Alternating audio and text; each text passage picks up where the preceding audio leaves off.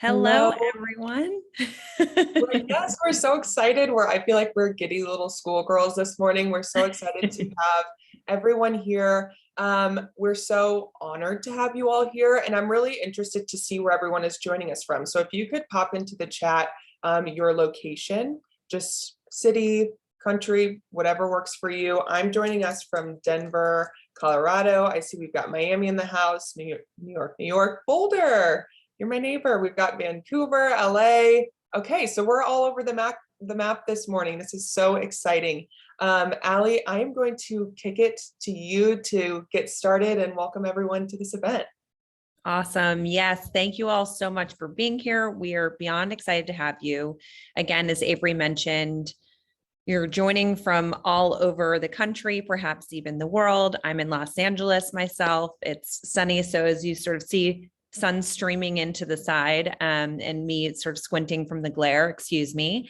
But I am Allie Wyatt. I am the co-founder and CEO of Female Founder Collective. And we couldn't be more thrilled to be starting this series because we've seen from the founders that are part of our community that there are a lot of questions around how to fund your business. So this panel today is going to be really special, and Avery is really going to speak to the lineup to come. But I wanted to start off by thanking Capital One Business. They are committed to supporting businesses of all sizes, from budding entrepreneurs to growth stage companies. But really, we both feel that small businesses like yours are the cornerstone of our communities across the country. And that's why they're really focused on connecting diverse community of business owners and entrepreneurs with amazing financial products and services that you need. And then as a quick note about Female Founder Collective, if you're not familiar, we are a platform for empowering and enabling female-founded businesses to find both equality socially as well as economically.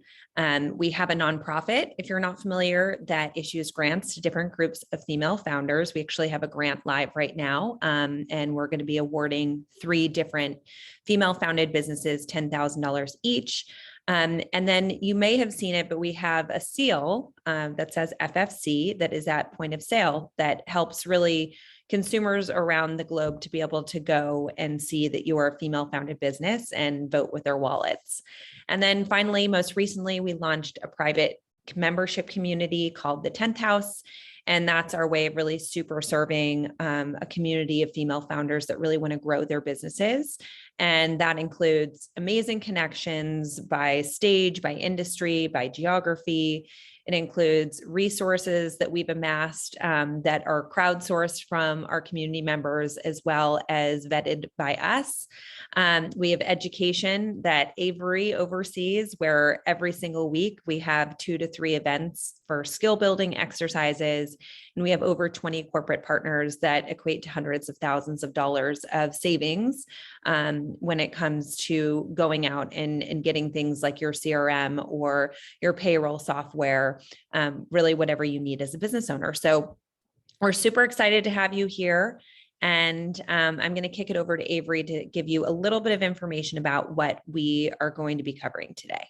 Yes, so for those of you who don't know, this is actually a 3-week event. So this Thursday, next Thursday, and the following Thursday, we will have programming from noon to 2 p.m. Eastern. So today we're kicking off with the Fundraising Chronicles panel, which is kind of a mouthful. So we'll be having a conversation with self-funded and venture-backed founders and experts. So that is from noon to 12:45. And then we all need a break. We all need a quick snack. So we'll have a 15-minute break, and then we'll hop back in at 1 p.m.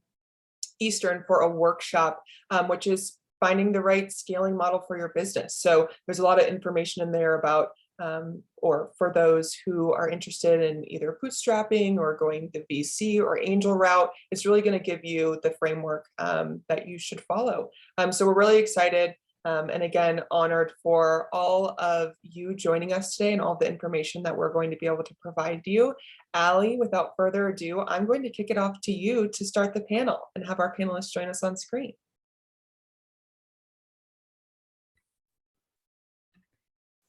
Thanks so much, Avery.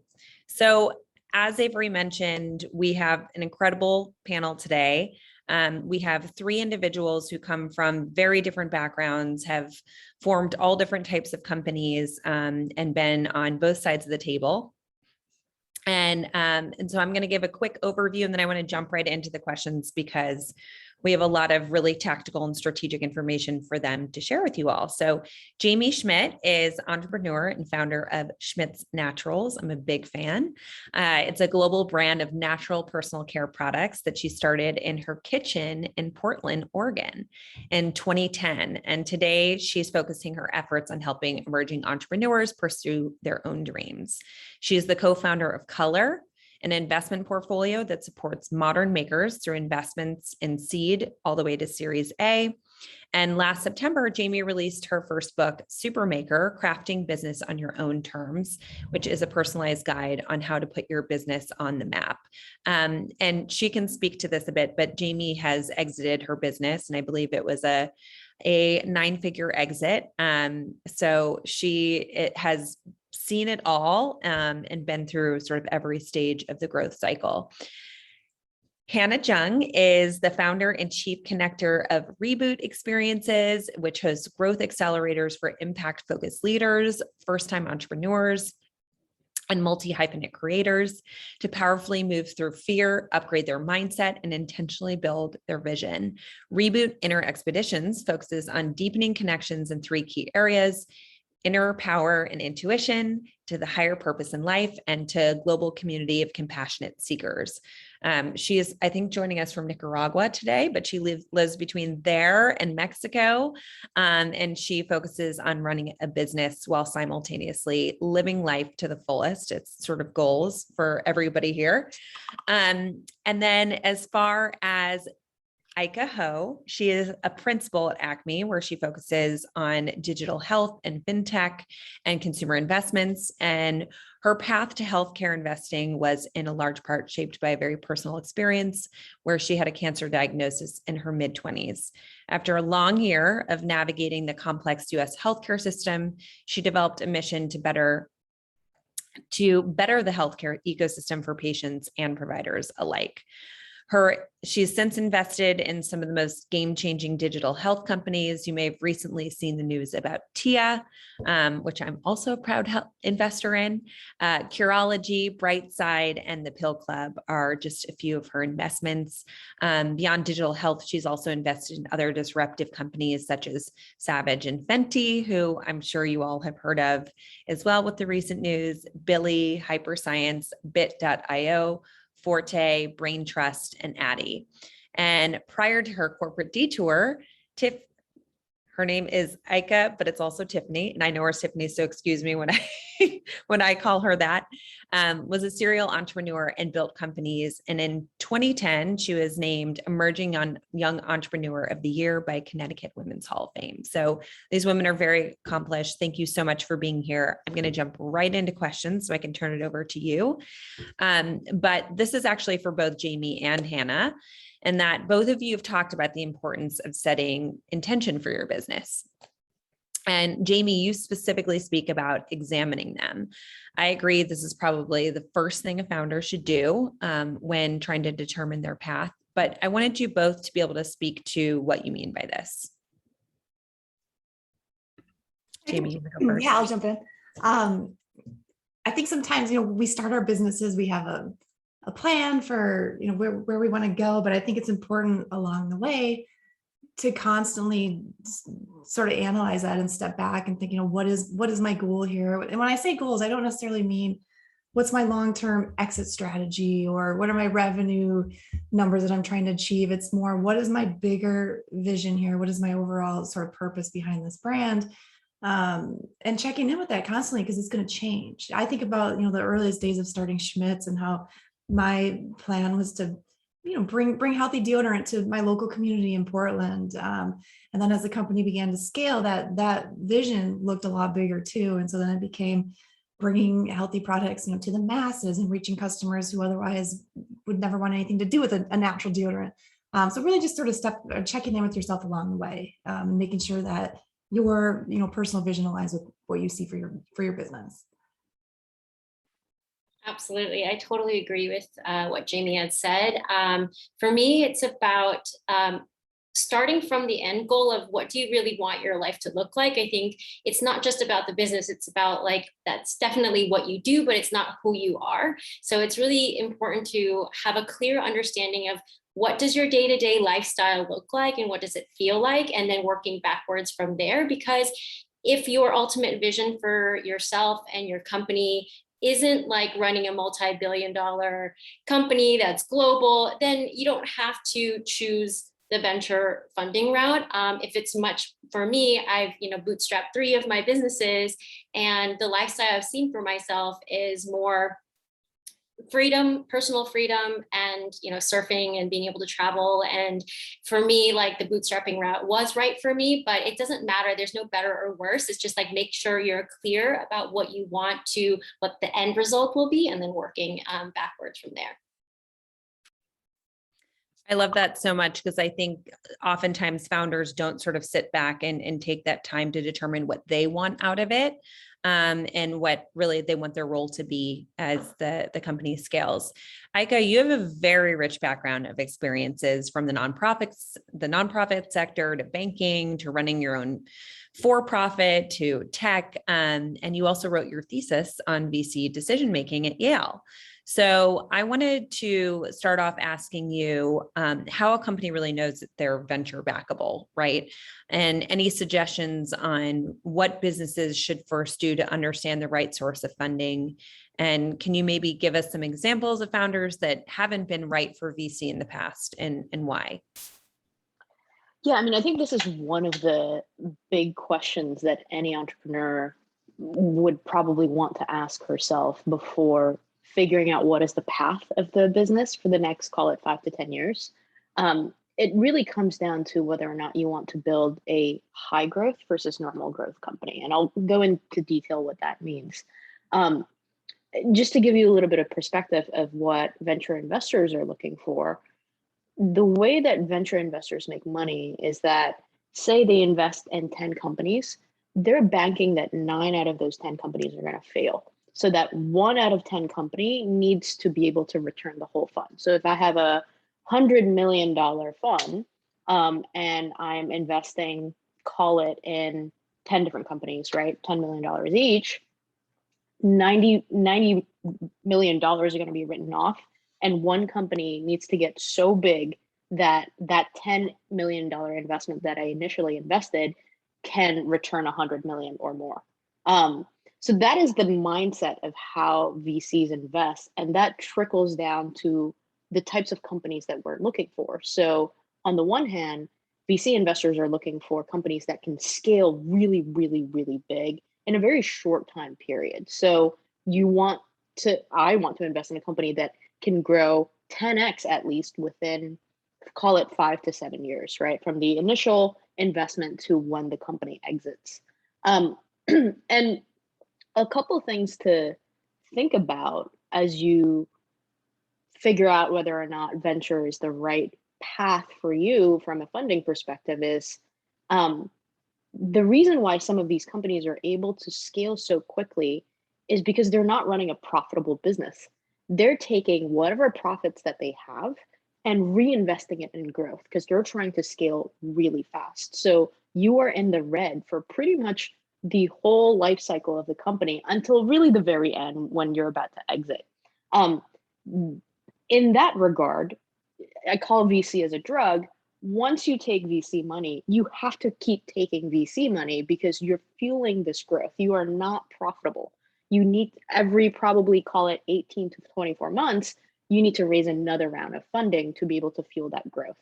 So it's this very high risk, high reward proposition where, I'm sure Jamie's company is a really profitable company that was healthy and was able to chart out her own destiny versus a lot of companies that take VC money where if you are unprofitable, the only way to grow is to take more money or you die. Most companies who take VC money die because they run out of funding or they're not able to raise more funding when they hit that point.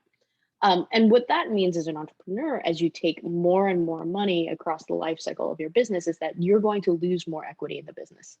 A typical founder at a high growth company, like these companies that are going public in the stock market, they probably own somewhere between 5 to 15% of the company, because over the course of the funding, investors are buying up equity in the company, right? Now, if you're building a $1 billion, $5 billion, $10 billion company, that 5 to 15% can be a lot of money.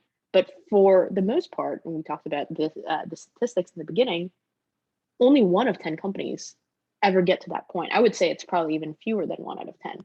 So going into venture is like this ride that could be amazing, but incredibly risky. And I caution all of my friends before they think about getting funding, what life do you want? What business do you want to build? What is friendly to you? What is friendly to your family? Venture is really tough. It's brutal. So before you get on that ride, make sure that you know exactly what you're signing up for. That's super helpful to know. And we oftentimes do have founders that are like, if I do one round, if I went and I raised a seed, to perhaps get me to a milestone that I needed to reach, could I then theoretically run the business profitably and continue to grow that way? Once you take VC money, it's very hard to get off the ride. Because even if you're taking a seed round, so call it an average seed round, it's a couple $1 million, valuation anywhere between 10 to 20 million post. For you to make money for that seed investor, you need to 10x the company. At least you need to now build a $200 million company. Right. And building a $200 million company off 3 million is pretty hard. You probably will need to raise more money. And then the next investor is putting in 10, 15 million at, call it 50 to 75 million posts. So now you need to be a 500 to 750 million post company to return the money for that Series A investor. So it's this constant, exactly. So it's like being a venture scale company means you're constantly over your skis. And for some people, that's amazing and they create really fantastic outcomes, but it's really stressful. I mean, my wife has started her own company about 1.5 years ago. She's taken in venture funding, and it's just, you are working all the time because you're not building for 1,000 customers, you're building for 1 million customers. Yeah. It's a lot to take in. And Jaime, you had actually talked about, and you've been interviewed a lot on your path, and you said something really poignant in that you said if you're bootstrapping your business, you sort of have to put these blinders on, right? Because there's a lot of noise out there. Can you speak to that and how you were able to not sort of get excited by the Joneses and veer off the path that you were on? Yeah.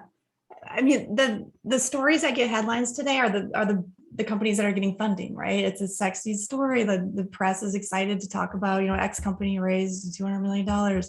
And that's distracting for competitors. So when Schmidt's was building, we were bootstrapped. We were not out looking for money, but alongside us, there were other brands coming up and raising, and it's easy to get distracted by that and to be afraid and to think, oh, what does this mean for me? This company is not only has millions of dollars backing them now, but they're getting all this attention from press. And so one thing that was important for me was just to constantly know what was happening around me, of course, not being completely oblivious, but staying focused on me, my brand, my vision, and my timeline.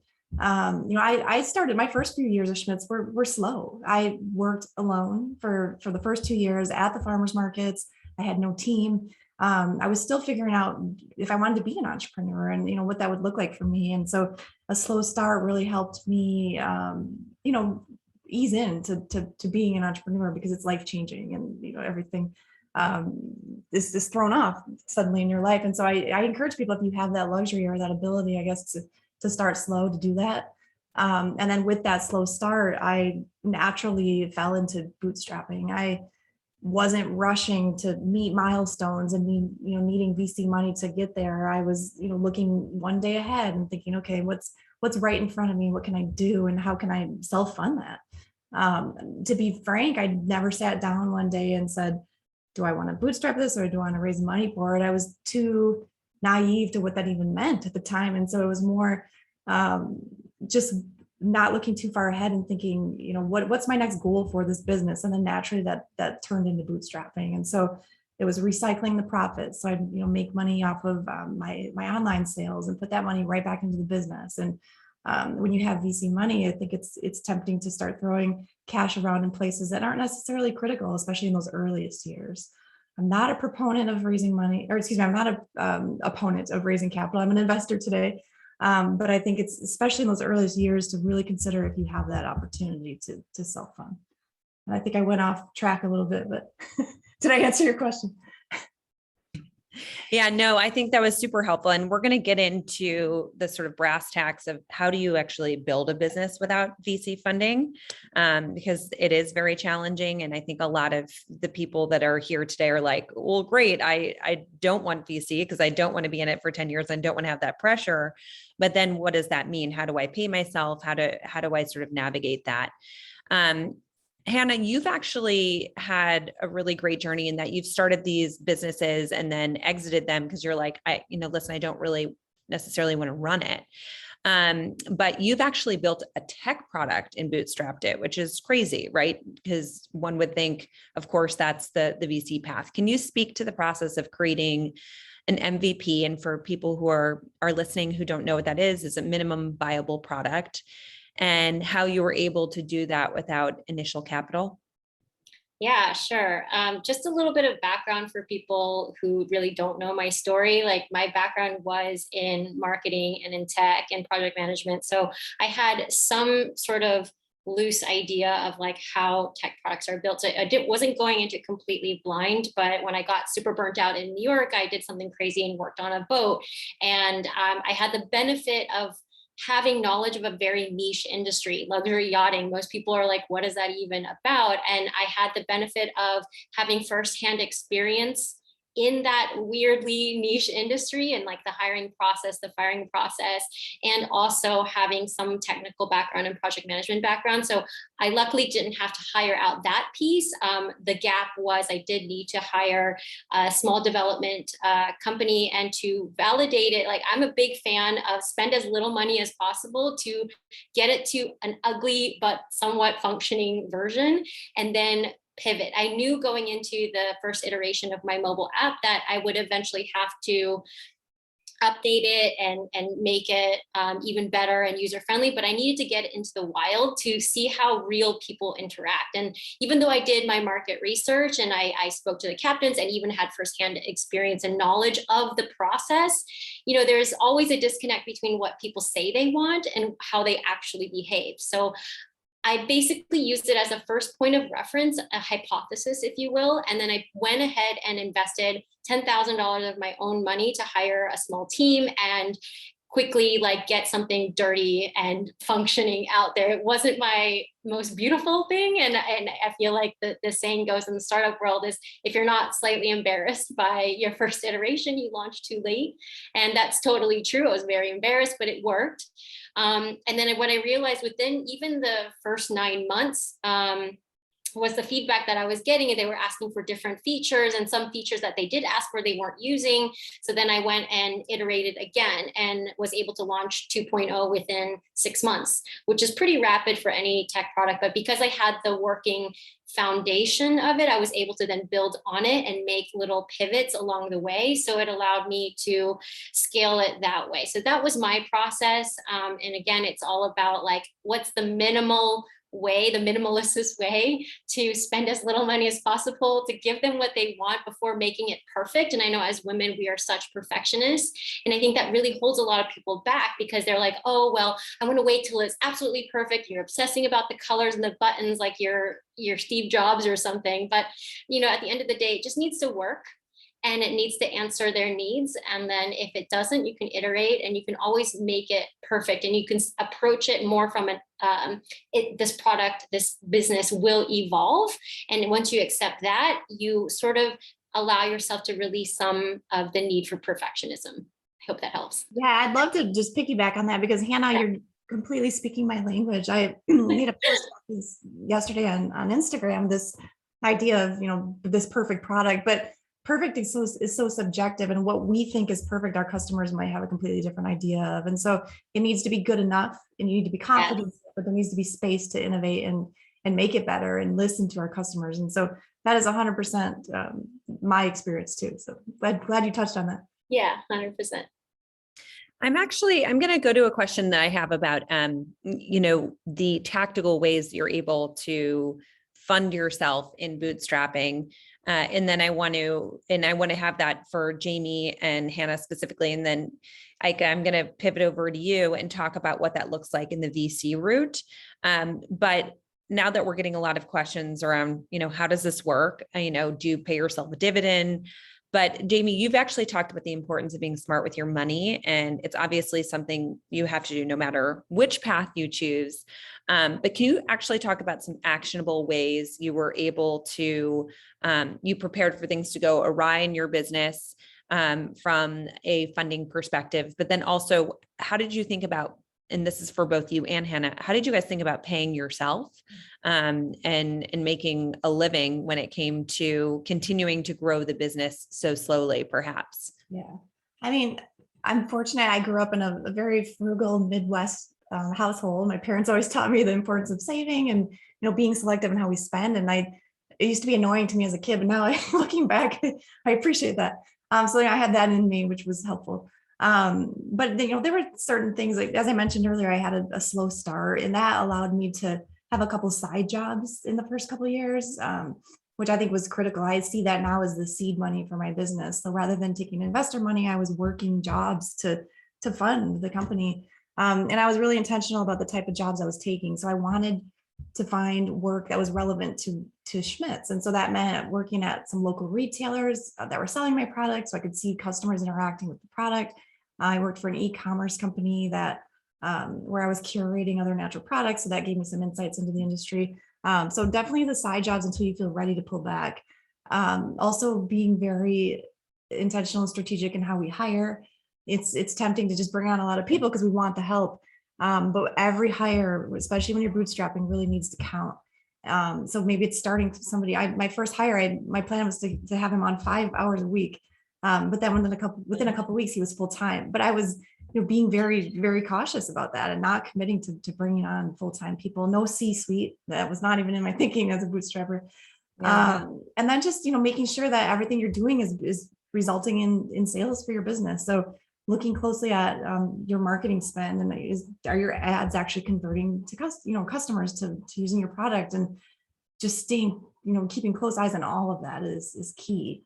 And then in terms of paying myself, that took a bit. I think the side jobs certainly helped. I had my husband who was working a social worker salary, which was very humble, but it was something for the family. But then a few years in, I said, hey, it's time to start carving out a little bit of something for myself. And so I did carve in a very humble salary. And then as the business grew, I started to increase that a little bit. And so my goal was not, in those earliest days to get rich. It was to build a sustainable company that someday hopefully would finance me. And so it's hard. It's means cutting back on things in your personal life too, and not just in business. It's maybe we don't have as many nights out with friends, or maybe we can't buy the clothes that we want to buy.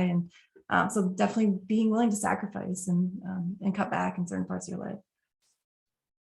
I really resonate with what Jaime said about being really frugal. And I think for me, it's because I come from an immigrant family, and that's all about savings and being very particular about where your money goes and making sure you get a good return on that investment. So I think that's probably why I have such a minimalist approach to building businesses, is because you only focus on the things that actually move the needle. And when it came to funding, I self-funded it through, at the time I was working on yachts, and I was actually building it in tandem. So I would literally be working on a luxury yacht, finishing my shift at midnight and having a call with India at like 1 a.m. So it does require some sort of balance and energy to get you through some of the early days. But it got to a point where I was able to raise enough capital in a couple seasons of working on yachts, and also consulting with some of my marketing clients in New York. And that was able to fund my first like 10K just to get it to that beta version. And then once it started to grow, the way that I was continuously able to invest in the company and also pay myself a salary within the first year, it was a modest salary, but I was able to pay myself in that first year because I built another business in tandem, which was related. Because from my first business, I realized there was another gap. People didn't understand how to properly get a job on boats to feed into this marketplace of like finding a job. So I started an education platform, and that was the second company that was actually growing at a much rapid rate than the mobile app. So I thought that was really interesting, and I got curious about that, and that allowed me to scale two businesses at once that sort of fed into each other. And I think one skill that I think we all have that we don't take advantage of enough is creativity. I think listening to your customers and being creative is the key to bootstrapping successfully. It's like finding, instead of going the obvious route of like, oh, well, I could ask friends and family, I could do a Kickstarter and whatever. It's like, what kind of side hustle can I do that could feed into my existing business that could also make money from day one? And that second business, that education platform, cost me $0. It literally was a website that I already had from my first business, and all the content I was able to churn out, and it wasn't like beautiful or anything, but it delivered value. As long as it delivers value, nobody cares. So that was why it was growing. And when I exited, I was able to kind of like sell it in two different pieces, and that was really like fun. And I was like, oh, that's great. But now on my third business, from the very get-go, I was, it started off as a retreat business, and I was like, okay, I'll pay myself a salary eventually. And then that thinking just kind of an aha moment happened. I was like, but why wait? Why wait a year until instead of funneling it back into your company, why not pay yourself from day one? So when pandemic happened, I had to pivot like many other people without in-person experiences.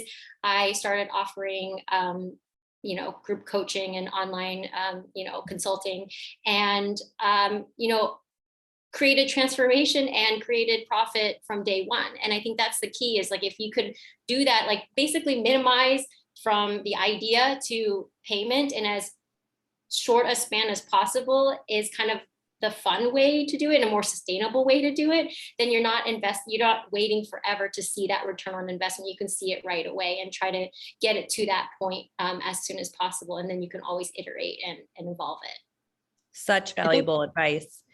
Yeah, there's something really important that Hannah said that I want to emphasize, and that when you are building your own business and you don't take on other people's money, it is your business. You get to choose how do you use the profits. The governance is you.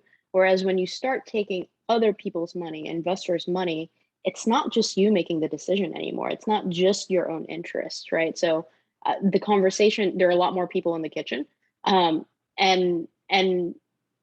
even with founders who take in other people's money, investors' money, the comp is to a certain extent governed by the board. The CEO might set the compensation for herself and the employees, but as you have board members join your company, they're going to take a look at that and say, okay, let's benchmark this to the market and see if it's 50% off, 100% off, like base, etc. So I think that's one of the advantages of having your own business, is that you get to decide. And now that we're on that point, for those here that aren't familiar with the process of the board, right? Can you speak to the different financing rounds, what that might look like, and what that governance process looks like, the relationship as they do take in investors and have a lead investor per se, what is their role versus the founder's role? And I know it varies, but what can that look like? It totally varies, but essentially when you start to take venture money, every subsequent round that you take in, you're giving up more and more equity, right? You might start out, if you're a solo founder, owning 100% of the company. By the seed round, for every round, you're probably giving up anywhere between 15 to 25% of the company. So if you take in a seed round and a Series A, which is where we typically play, we lead Series A companies, that founder who owns 100% in the beginning is probably owning 40, 50% of the company. So at the highest level, board representation is essentially investors being able to have a forum to represent their interest for the equity that they just bought and now own. And that could mean a lot of different things. So as part of your deal execution and each round, you agree on a set of governance of like what is up for board approval, what is something that the CEO and management can do on their own, et cetera. But typically the board's role is to make sure that everyone's doing their fiduciary duty. And that means, are you as management executing in a way that is best for all parties involved who now own a part of that company? So it gets kind of tricky sometimes, because say you just raised a $10 million Series A at 50 post, right? And you as a founder, or you and your co-founders own 40, 50% of the company, and the investors now own 50% of the company. A sale offer, an acquisition offer comes up, and you get an offer by a strategic competitor who offers you 100 million for the business. If you own 40% of the company, that's $40 million that would go into your pocket.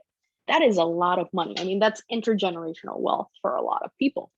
But the board member who's your Series A lead has totally different incentives, because that person invested 10 million at 50 posts, hoping that it would turn into 100.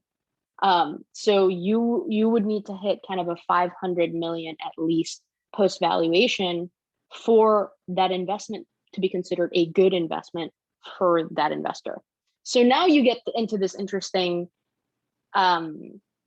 governance issue as to who can trigger the sale. Like, do you need board approval to get the sale through?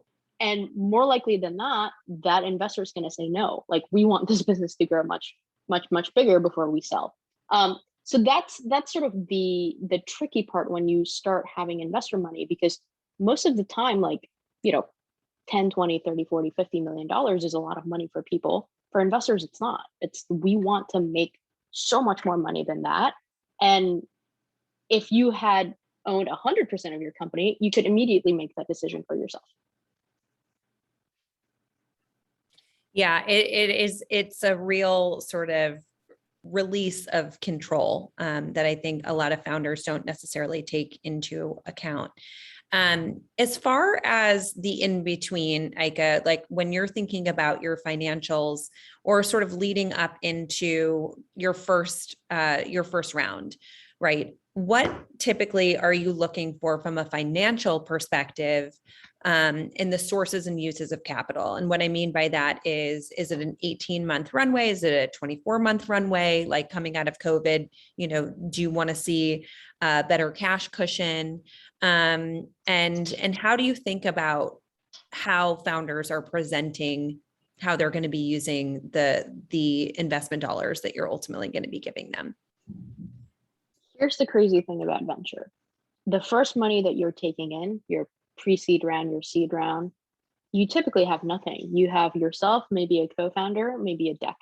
That is it. There's zero numbers. You're pre-launch, pre-revenue, you don't even have a product, you have an idea for a product.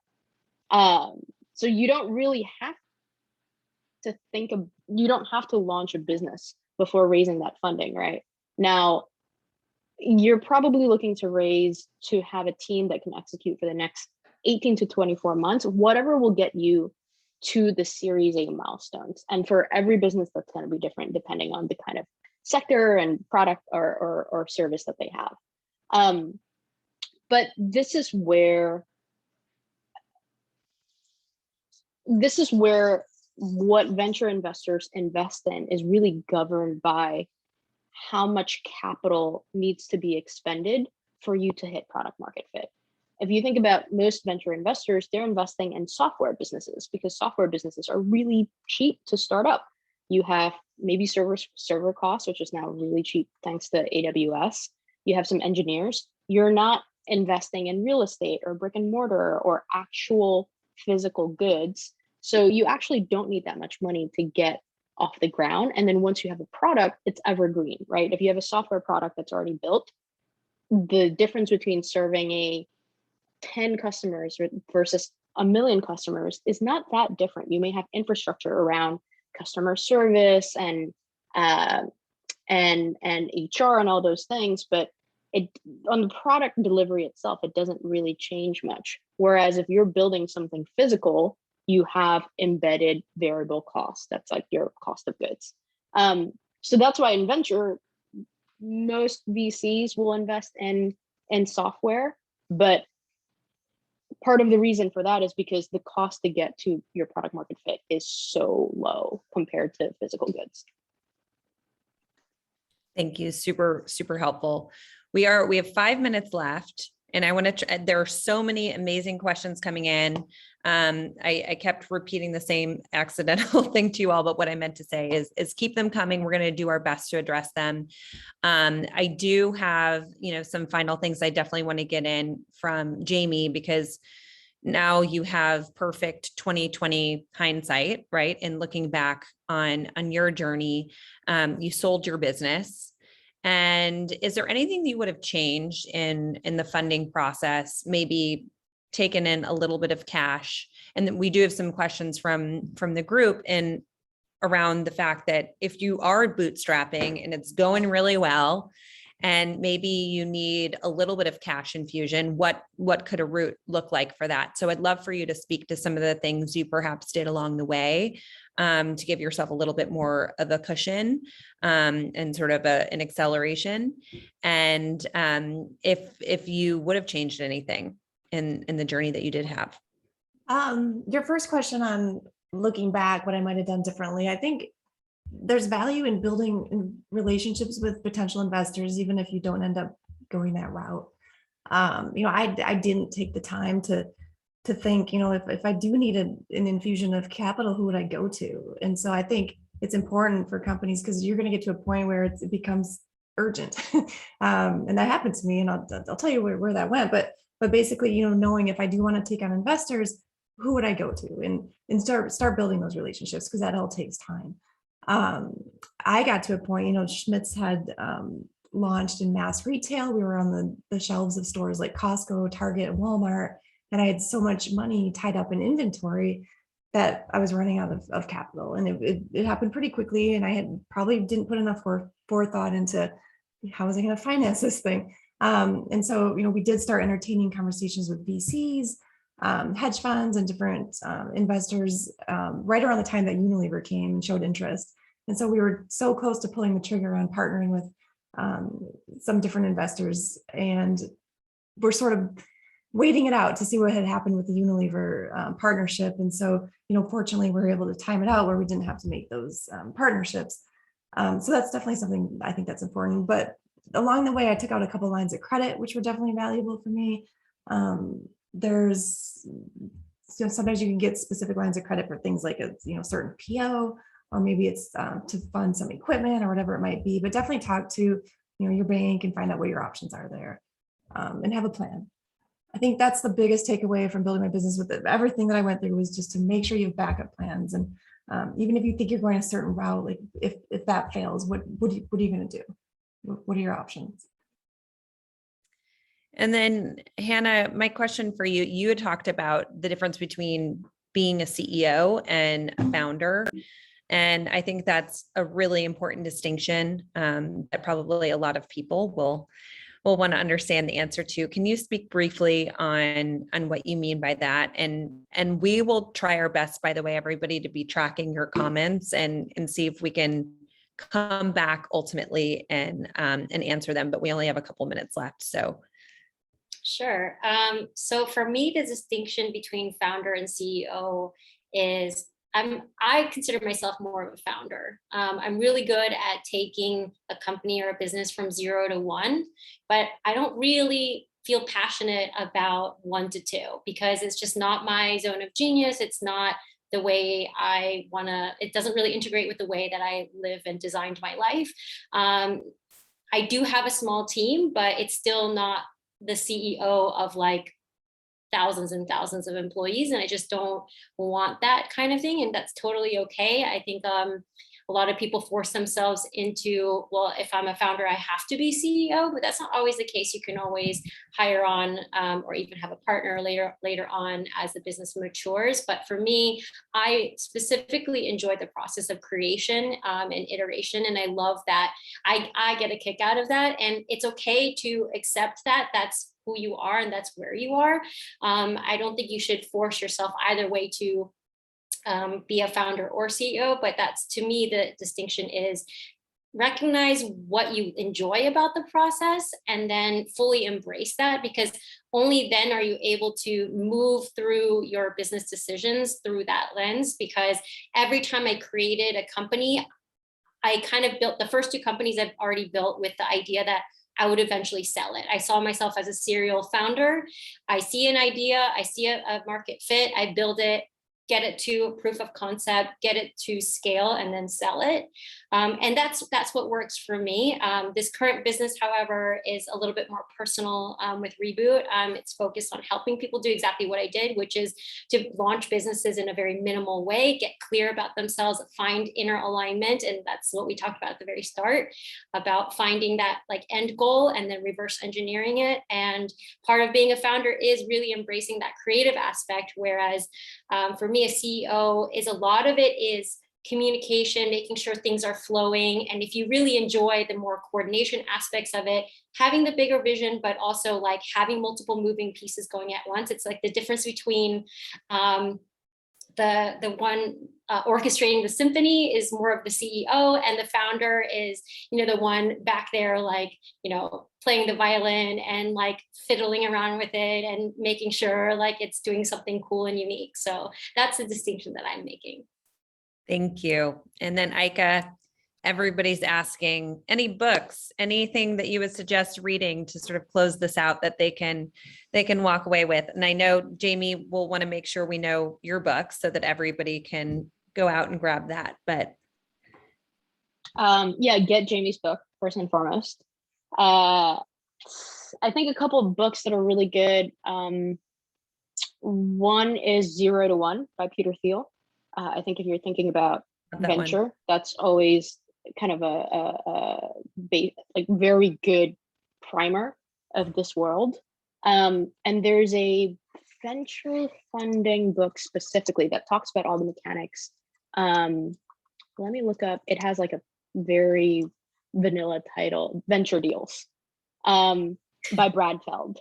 Very creative. And very creative, which is why I never remember it, but it's such a good like technical primer on what is venture capital and what it means as a founder for you to give up equity in exchange for funding. Awesome. Well, I'm so sad to do this. This has been an amazing conversation, and you all are such a wealth of knowledge. I feel like everybody has a million more questions for you. I do too. But this has been so helpful and so real. Thank you for sharing such relatable advice with all of us. And thanks for being here. I'm going to kick it over to Avery because we have more to come that's actually workshop related, and I'll let her share. Thank you all for joining us. We have about a 12-minute break, and then we will meet you inside of the same room at 1 p.m. Eastern for our workshop, where we'll give you some really tactical steps and frameworks to follow, whether you want to bootstrap or go the VC or angel route. So really looking forward to that. Again, check your emails and use that same link to get inside of the chat in about 10 minutes now. So thank you all. Thank you to our panelists. This was such an amazing conversation. Goodbye.